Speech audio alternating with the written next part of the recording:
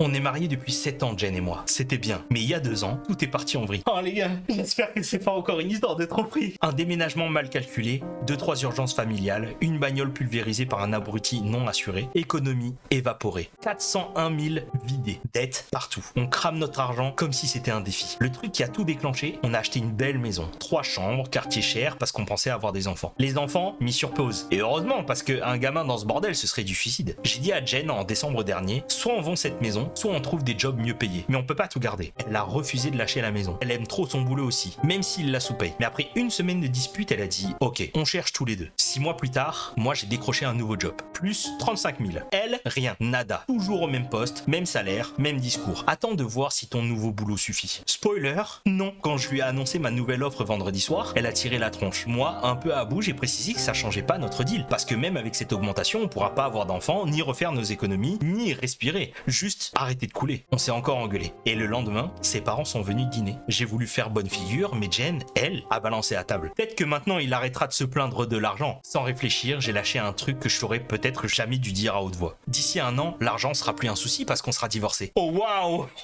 Il a balancé le truc comme as. Ouais, c'est chaud. Silence nucléaire. Ses parents se sont figés. Et moi, j'ai quitté la table. Elle a dormi sur le canapé. Aujourd'hui, toujours rien. Froid polaire. Update. Ouais, j'ai merdé.